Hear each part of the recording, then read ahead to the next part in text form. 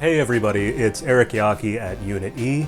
I'm here recording from my game room since most of us are still home for the holidays.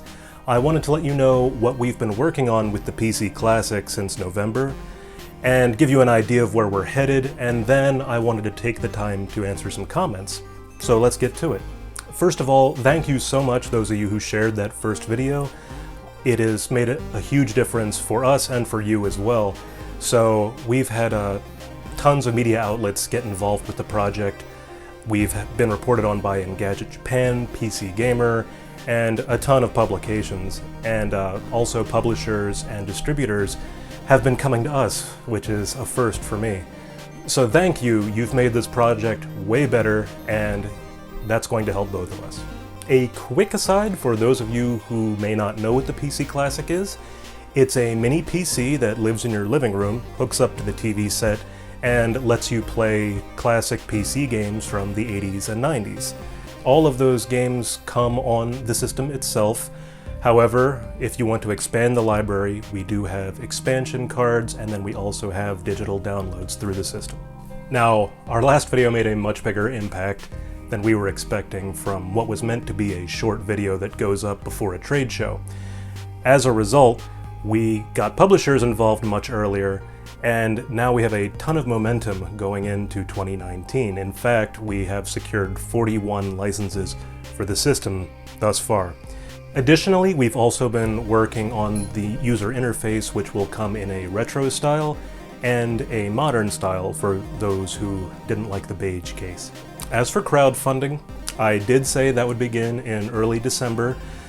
However, since we got distributors and publishers involved this early in the process, we've had to reevaluate what it is we actually need to crowdfund and how much that's going to cost and what will actually be covered by the publisher. So crowdfunding will probably begin in a few weeks once we figure all of those details out.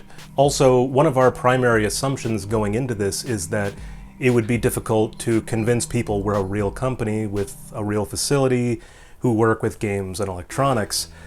That doesn't seem to be the problem though. Looking at the comments, most people want to see a games list before they put money down on the system, which makes total sense. And while we do have a ton of licenses for the system now, not a lot of those are core titles that will be bundled with the system itself. So we have received a ton of suggestions for what you want to see on the PC Classic. And while we do have a lot of licenses already, not a lot of those are core titles that will be bundled with the system. Many of them will be on the expansions and available for digital download. So we want to make sure we have at least some of these games confirmed for the system before we begin crowdfunding and before we ask you to put down your money. Hopefully that will conclude very soon, and then we can get on the road with crowdfunding. So that's what we've been up to since November. In a nutshell, we have been negotiating, talking with a lot of companies, and creating the user interface for the device. So now I would like to go to the comments and address a lot of these questions that we've been getting. So first we were visited by YouTubers Cyrenek, I hope I'm saying that right, and Metal Jesus Rocks. I actually subscribe to Metal Jesus. He does a lot of good videos on retro console hardware. But thank you guys. So we've received a few comments about the excellent production values in that last video. I'm sorry, it was meant to be a short video that just goes up and lets people know what we're working on, and we were so burnt out at that point. We are showing off 4 new products at a major trade show. We've all been up for a while, and we only had a couple hours, so I just turned the camera on and went. In the future, because so many of you responded to the PC Classic the way you have, future videos such as this one will have much better production quality. The issue I'm seeing is that for that sort of money, you can get a mini PC that runs Windows 10. So I think some people are missing the point of what the PC Classic is trying to do, which is that it is a games console that sits in your living room. Also, with some of these games, emulation is not 100%, and so we have actual builds made for the operating system that's on the PC Classic, and the goal of the PC Classic is to be simple, have a ton of games that all work in one place, on a place everyone can gather, such as a living room television. DOS box in a plastic shell for $99, why would you need to crowdfund that? So, most of these games aren't emulated, A lot of them are built for the architecture that's running on the PC Classic. As for why we would need to crowdfund this, whenever you do a consumer product that is going to have more than 100 units or so, you need to buy in massive quantities to get price breaks so that the system isn't $1,000 per piece. And this goes for the peripherals also, for the joysticks, for mini keyboards and mice, not to mention the licenses, and many licensees will insist on advances on future sales. Some people were also upset that I was playing Doom with a controller.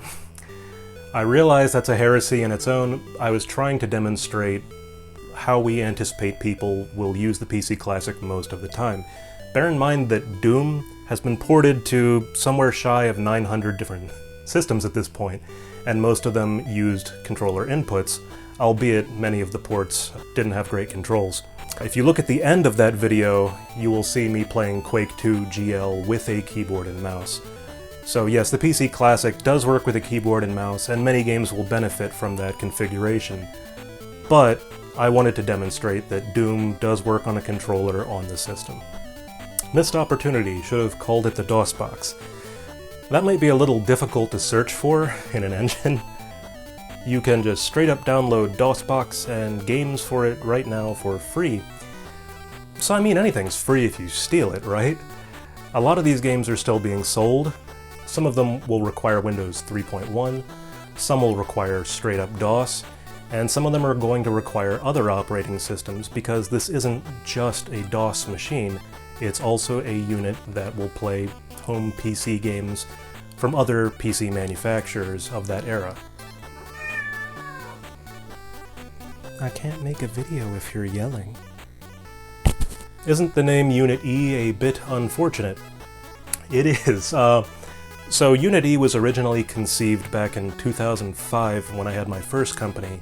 The street address ended in Unit E, and I wanted my next company to use that because it's a double entendre with unity, togetherness, working together for a common goal.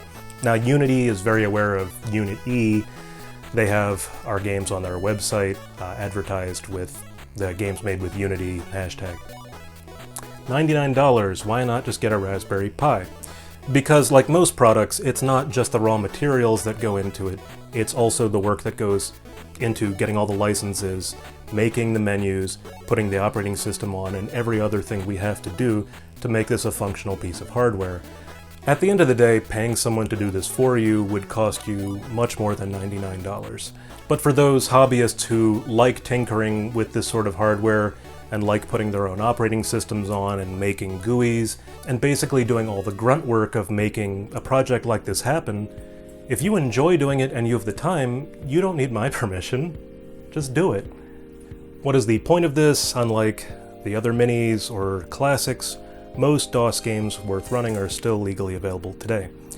You'll notice a lot of classic games are still legally available today in one form or another. It's all about packaging it into a system that doesn't offend modern sensibilities. So you have things such as HDMI and modern UI design that goes into these systems that generally make it a more palatable experience, especially when you're talking about the PC, which requires a ton of custom configuration for whatever device you're using. Realistically speaking, a lot of these older PC games are much harder to run these days than a lot of these retro games are. Little use for a crappy joystick. You haven't even seen the joystick. It could be really good. Would love to see Ethernet ports for some LAN functions. So there is no room on the board to add an Ethernet port, but the PC Classic does come with Wi-Fi. We'll also have a USB to Ethernet adapter on the back of the system. There are 3 USB ports, so that will be an option for the people who want a hardwired connection to the internet. Gravis gamepad should be included as the joystick. That would be cool. We've reached out to the people who now own the Gravis trademark, and we're trying to at least have Gravis branding on the joystick. What some people seem to forget, though, is that while the Gravis gamepads were the most common gamepads used in the 80s and 90s, the directional pad left a little to be desired. So we may go with a controller that is very similar to the Gravis, or we may go with one that's a little bit more modern, but has some retro branding and aesthetics to it. Mostly good, but the omission of a barrel lock seems short-sighted. I don't even know if we could fit one on there, but tell you what, we'll try. It'll probably just be art. It'll be better if it includes a monitor. Again, the intent behind the PC Classic is to have a gaming system that connects to a TV for modern usage of retro games. That being said, a monitor would be cool, and we are looking into it a little bit. The issue is that getting a CRT in 2019 is very expensive and very difficult, since not a lot of people make them anymore. You should make a portable version of the PC Classic. I want to make the PC Classic first. But yeah, we can look into it after we do the original system. Lots of requests for a turbo button here. It's funny, the original design I made had a turbo button on it, but it was taken out to make room for some other things. I'll talk with engineering and see if we can't get a turbo button put back in, because a lot of people are asking for it. Please make it USB powered. The system is powered by a standard wall AC adapter. Switching it to a USB-C would make us have to redo a lot of the internals, and at least I'm not aware of any major benefit from doing it that way. Please let me know in the comments if I'm crazy, or if there is a very good reason we should look into switching to USB-C. Up the games to maybe 100 or so. Licenses cost money, and we have to pay them every time a game appears on the system. On the main system, there will be about 30 full games, but if you want more games, we will have expansion cards, and we'll have digital downloads, where you can get as many games as you want, basically. I'm digging the HDMI and RCA, but please add a VGA port. There's literally no room for that on the system right now. HDMI, as he mentions, can be converted to VGA. It's just a matter of finding an adapter that works. So it's something that I think at least is a little redundant. Again, let me know if there's something I'm missing. As long as you leave the system open for tinkers and hackers to add games, set up an environment. So we're in an awkward position where publishers don't really want us to have the system be open because it makes it very easy to pirate games and not buy them. At the same time, we don't want to leave it completely closed because to a lot of people, most of the fun of the hardware is getting into it and seeing what they can get out of the system. We're going to try to strike a happy medium between those two, and we'll see if we can't get something that'll make everyone happy. Plus, we're going to be in contact with you every step of the way. So if something starts to look really bad, you can let us know. Why does the PC Classic have composite video? Because in the early days of PC gaming, you had CGA graphics that are 4 colors, and most CGA cards had a VGA and a composite output. The VGA was for business use, and the composite was mostly for games. Reason being, a lot of older PC games could blend certain patterns of 4 colors together using old TV scan lines and composite blurring to make a bunch of other colors. So that's the reason it's on there right now. If it turns out a lot of people aren't interested, we can remove it and put VGA or something else on the back. How will these games run on the system? Will it just be an emulator per the norm? Some of the games will use emulation. A lot of them, though, are going to have specific builds made, if not for Linux ARM, specifically for the PC Classic. There's actually one game right now that the original developer is on board to make a version of it that works with the joystick and add a bunch of new features for the PC Classic itself. Are you going to make the SD cards look like tiny floppy disks? Yes, absolutely. We designed the SD card slot on the system to look like a 5 1/4 floppy drive, so it only makes sense that the SDs would look like 5 1/4 floppy disks. If we have old floppies or CD-ROMs, are we able to play them on this via the USB? In brief, no. The system is going to have certain certified peripherals for it, and it'll also run with most human interface devices like mice and keyboards, but external CD drives and all that, it won't come pre-configured with it. That being said, the internet is the internet, and maybe you'll be able to find a way that we did not intend. No serial, parallel, joystick, In general, the value proposition of these classic consoles is that you're taking retro games and applying modern sensibilities to them. Not to mention that parallel and joystick ports are thoroughly obsolete at this point, and getting new controllers made with a joystick port would be tremendously expensive, whereas USB has been a universal standard for quite some time now. and it is much easier and cheaper to get those things produced. Where are the details PC users like hardware specs? We haven't announced any specifications because nothing is locked down yet. When we do have a firm set of specs, then absolutely we'll let you know what's running on the system. Currently though, our specification is an Orange Pi 02, which interfaces with one of our custom boards. When will it be on sale and how much? We're still shooting for the beginning of summer and a price tag of $99. Both are subject to change. Probably wouldn't be much more, might be a little less.